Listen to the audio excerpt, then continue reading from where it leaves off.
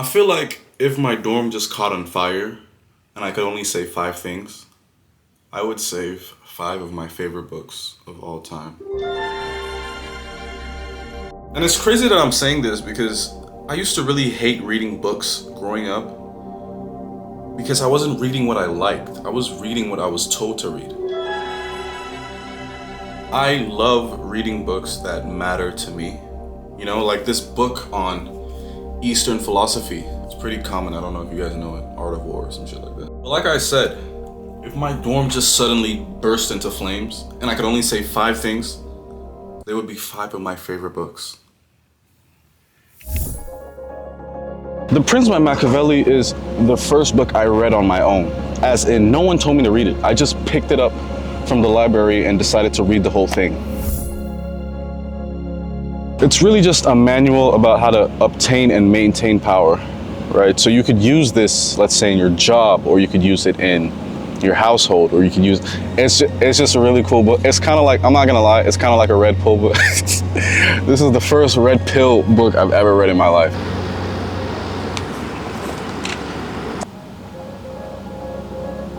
This book is called 5334 Problems by Laszlo Polgar. I love playing chess so much that I have this great zeal to just be the best, you know? So I got this book off Amazon. It's called 5334 Problems by Laszlo Polgar.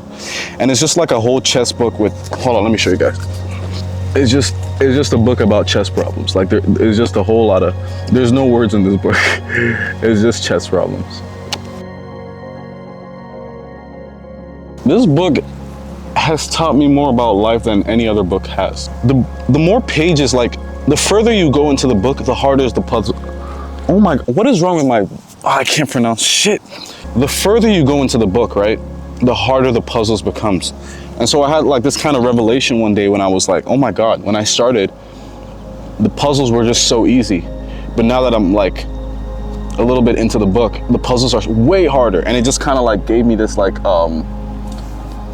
just like this premonition, is that the right word, premonition? It just kind of gave me like this idea of what life is, you know, the further we go, you know, we have to change and develop as well because, you know, life gets a little bit tougher, you know, the better we get at stuff, so.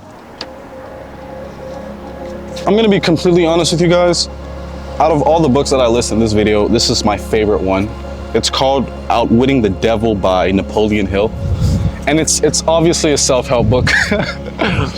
But when I was in high school, I genuinely wanted to be the most successful person ever. So I started reading self-help books and I came across this one, written by Napoleon Hill. And one thing that really strikes me from this book is his concept of hypnotic rhythm, right? He says that by just doing things over and over, let's say you want to become like a hairstylist and you do that over and over and over, you will get to the point where you're so good at a hairstylist. Like I always get into seasons where I'm low on motivation. And sometimes all I need to do is just pray and read this book. And yeah, I really love Napoleon Hill's books. Shoe Dog by Phil Knight is just a memoir about how he created the company Nike from the ground up, right? How he graduated college and he didn't know what to do with his life. And you know, he just had this crazy idea of creating a shoe company.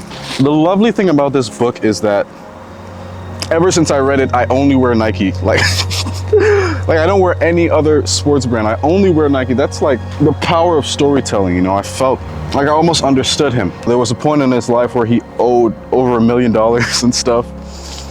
But Phil Knight's book just gives you the harsh reality of what it means to be a businessman, what it means to be an entrepreneur. And I really relate to that, you know? So yeah, this is one of my favorite books of all time. If that fire, I'm telling you, if that fire burns my dorm, I'm gonna save this book before I save my laptop. Now that's a lie, that's a lie.